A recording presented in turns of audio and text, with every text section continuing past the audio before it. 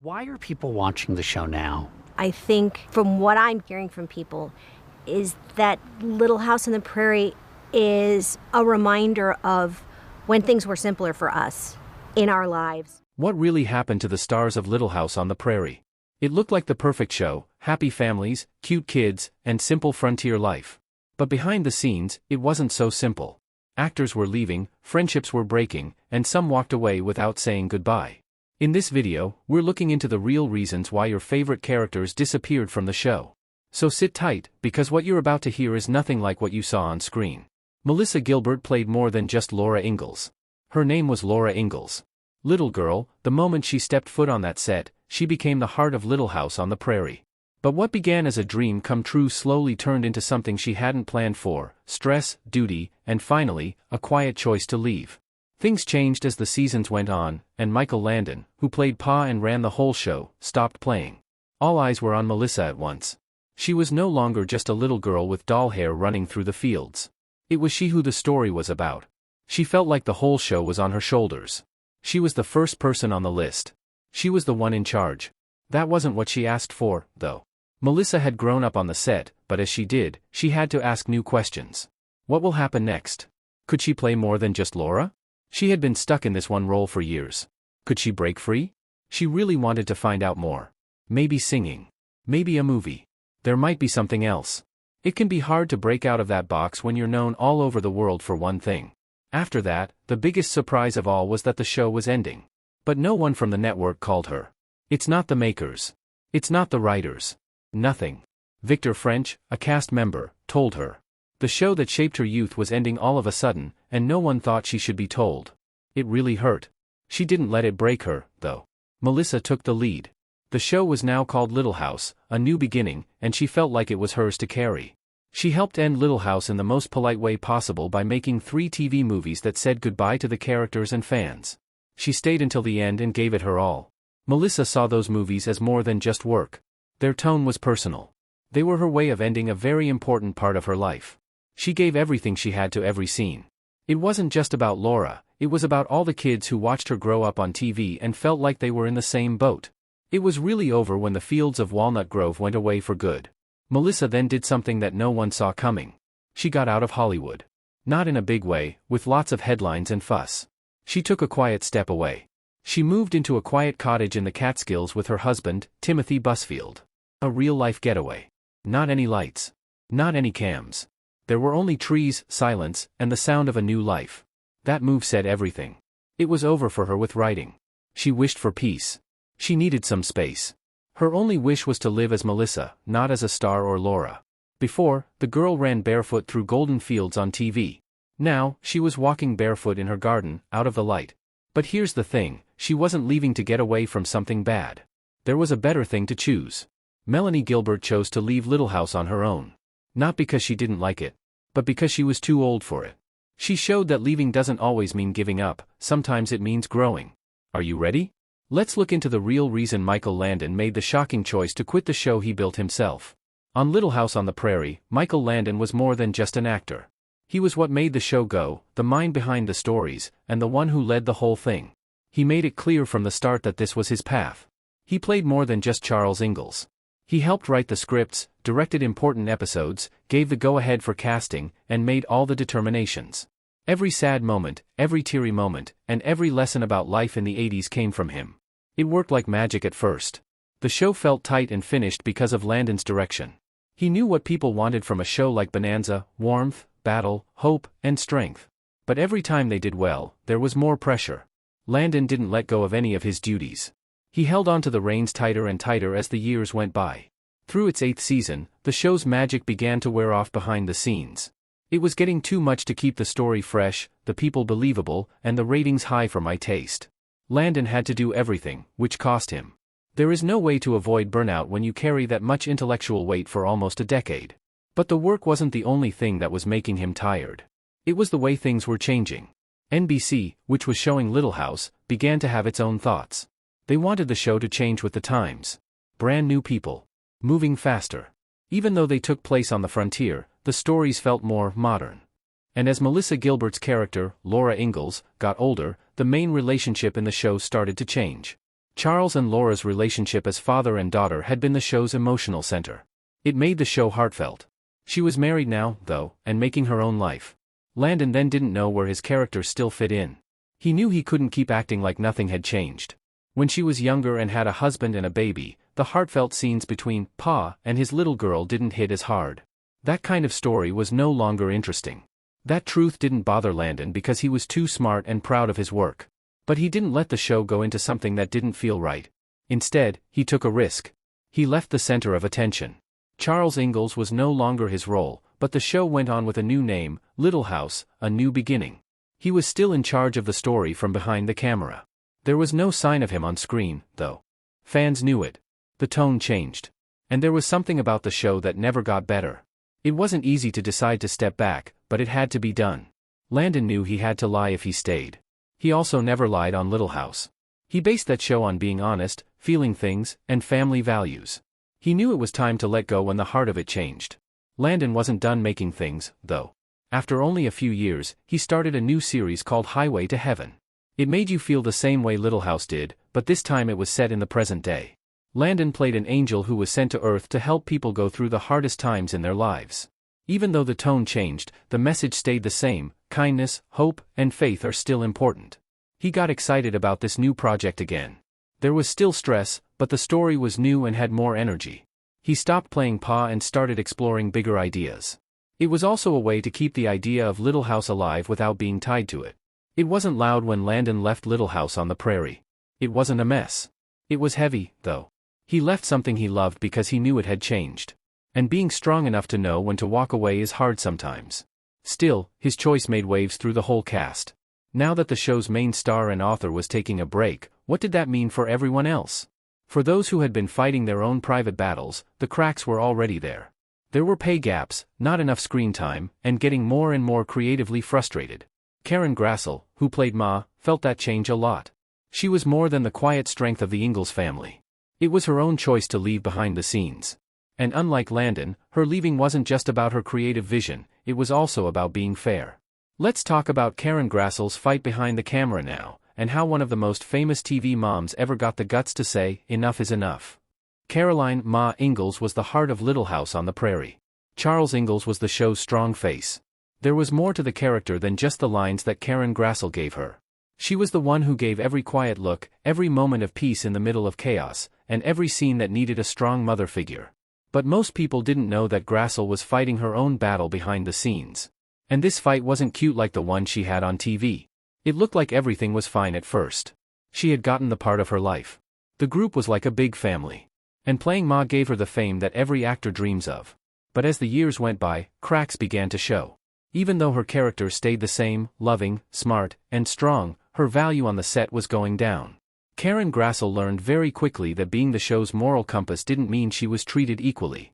When it came to pay, screen time, or contributing to the project, she wasn't getting what she was owed.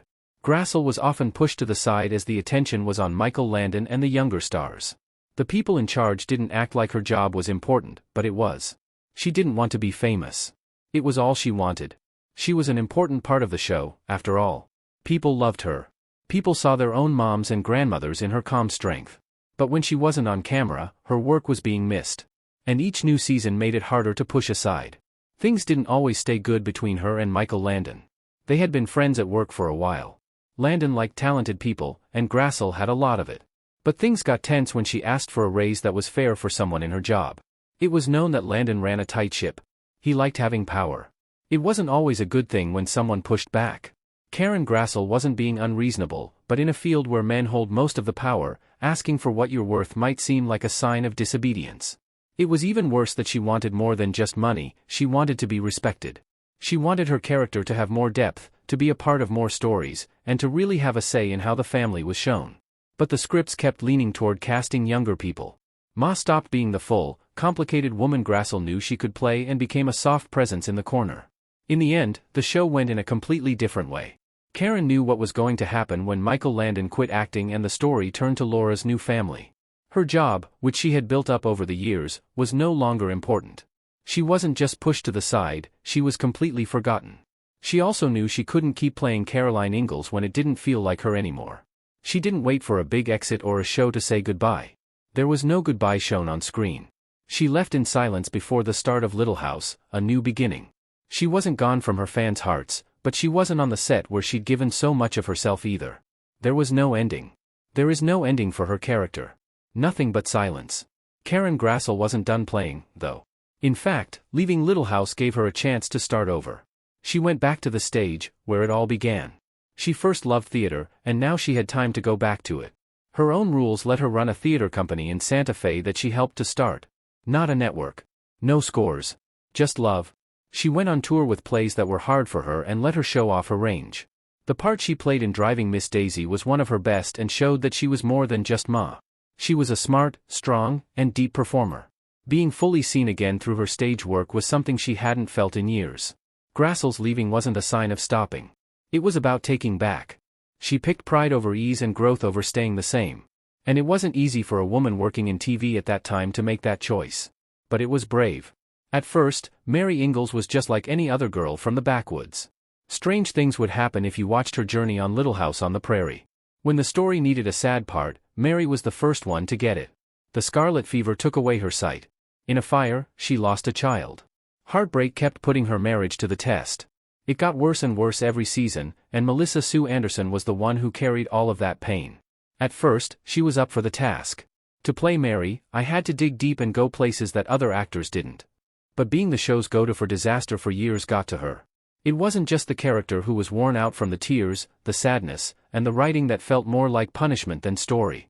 It was Anderson, too. She didn't try to hide how she felt. She talked about how her job was done in interviews. She said the writers must have thought, what awful thing can we do to Mary this season? That wasn't a joke either. She really meant it. Playing the victim all the time wasn't satisfying anymore, it was holding me back. She didn't get bigger. While the rest of the group moved on to new stories, lighter moments, and more variety, she was stuck in a loop of grief and loss. It was Melissa's last season on the show, and she knew something had to change. She loved acting, but she didn't want to be remembered as the sad, blind girl for all time. So she did something smart and planned. She hired Jay Bernstein, a famously strong manager who works with stars who make headlines for being brave. The goal wasn't to become famous all over again. It was about picking out the next job she wanted. It was clear to her what she didn't want. No pictures of teen idols. Not any bubblegum roles. Not wearing a short skirt and a TV show to become the next it girl. She had already played a 22-year-old on Little House. She had no plans to go back. She wanted to be known as a real actress who could play complex adult roles. She didn't leave the show with a lot of drama, but she did cry. It was a personal scene between her and Michael Landon, the man who had directed, played with her, and helped shape her performance for years. Mary wasn't the only one saying goodbye to Pa. Melissa was going to leave Landon, the set, and a part of herself that had grown up in front of millions of people. She would say years later that those scenes weren't played. She really did cry. It wasn't just the end of an episode, she was starting something new. She knew it would be tough. She knew she was ready, though. When she quit Little House on the Prairie, she didn't quit playing. It just meant beginning over. Following this, Melissa tried out new parts in TV movies, plays, and guest spots that let her show off her skills. She stuck to her choice, no filler, no shortcuts. Just important work that showed she had more than one job. Melissa Sue Anderson made sure that Mary Ingalls wouldn't be the only part of her story, but it will always be a part of it. Not like a child star trying to hold on, she walked off with her head held high, like a young woman making her way through life. It could be said that Nellie Oleson was the heart of Little House on the Prairie. Fans really liked how Allison Arngrim played her because she was so smart and snarky. She was rude, selfish, and full of drama, and she stole every scene she was in. She was very different from the sweet but suffering Ingalls family, and Arngrim knew just how to insult and smirk at her. By season 6, Nellie's personality had changed quickly. The two of them fell in love and got married. The edge began to fade at that point. The crazy anger, the crazy fights, and the chaos all calmed down. She was now married and would soon be a mom. Nellie was changed by the writers, and while that may have looked like growth on paper, something was lost in the process. Nellie was no longer Nellie. She kept quiet. Home-based. Safe. And that wasn't fun or interesting for Arngrim. When season 7 came around, she changed in some way. She began to think about the future. She would be close to 30 years old by the end of another 4-year contract. That meant they played the same person for 14 years. Could she really do that? Could she stay stuck in her 20s in the curls and cattiness of a person she didn't know? She didn't want to, which was a hard truth to hear as long as Nellie wasn't going to be put into a dull story. Not if there wasn't a chance to be creative. Not if she had to see herself turn into a background version of the most entertaining part of the show. NBC offered to keep her on for 4 more years at the same pay and under the same terms. No pay raise. No promises of creativity. No room for error. You can leave it or take it. It felt like a slap to someone who had helped make the show a hit. She didn't want a parade, she just wanted to be noticed. The network wouldn't move, though. So, Arngrim did something that most people wouldn't have, she walked. No, she said. Not because she wasn't going to move on. It wasn't because she didn't care. But because she cared more about her future than being safe. Not only was that choice brave, it was also very uncommon. Even more so in a business where young stars often stay in the spotlight for too long. But her exit was quiet. It's too quiet. There wasn't a big goodbye. There was no big send-off for Nellie. One short line in the script says that Nellie and Percival went to New York to take over the store that his family owned.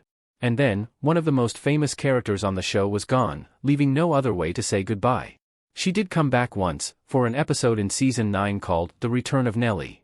It was just a flash of the old spark and drive. It wasn't the same, though. Things had changed with the show. She was different now. Even that return felt more like remembering something than coming back to life. Arngrim did leave more than just a role behind, though. She warned people that just because you're famous on screen doesn't mean you'll be treated fairly in real life. And there are times when leaving is the only way to protect who you are as an actor and as a person. People really liked making fun of Harriet Olsen. Catherine McGregor played her with a spark that made every scene into its own show. She was loud, nosy, and always making trouble in Walnut Grove. She added humor and chaos, and she was the perfect bad girl for small-town life. Fans couldn't wait for the film Little House on the Prairie, Farewell, which showed her last scenes on the show. She didn't show up, though.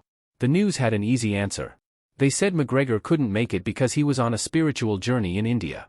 It seemed calm and maybe even romantic. But the real story was darker and more in-depth.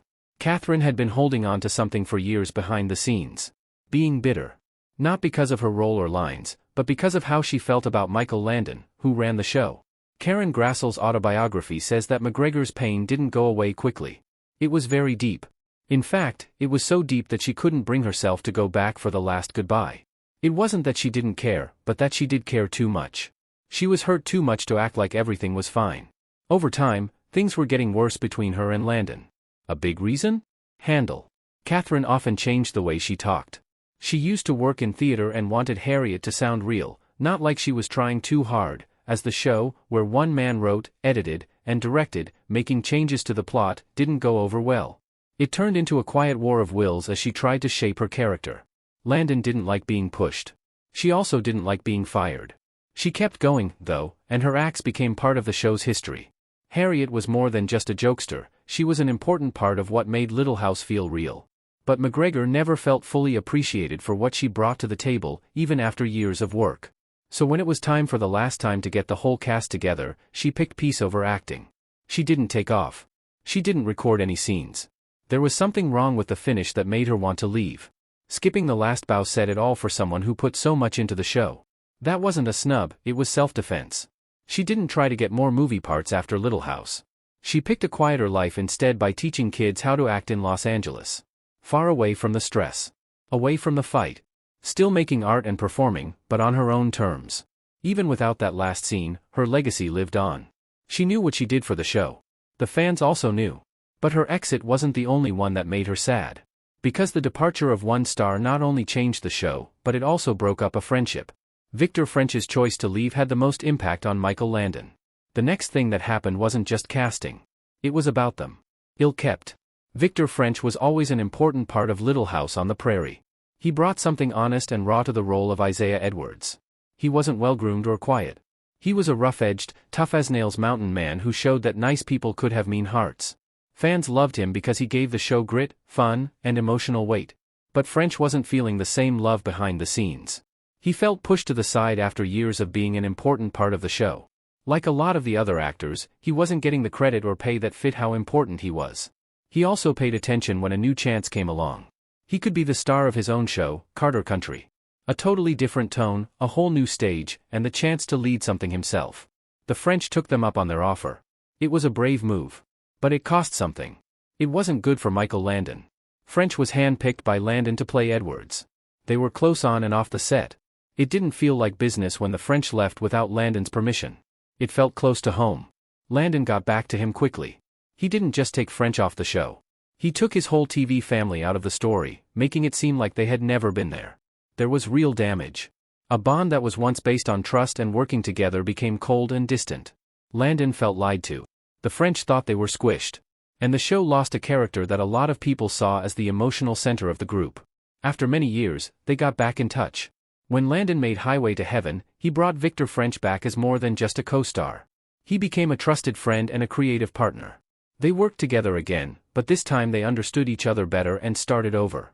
Everything that happened on Little House stayed in the past. French wasn't being selfish when he chose to leave. It was brave. In order to be more creative, he made a big move that hurt some people. In the end, though, that risk gave him new jobs, new growth, and a friendship that was stronger than ever because both men still valued what they had built together. The actors who left are no longer in the story, but the story lives on. As the cast left one by one, something else was going on below the surface. A show that had been impossible to touch was slowly falling apart. And when the show was over, Little House didn't just end, it blew up. If you enjoyed this deep look, don't forget to like, share, and subscribe for more. And hey, don't leave yet. Click the next video popping up on your screen. You'll love it.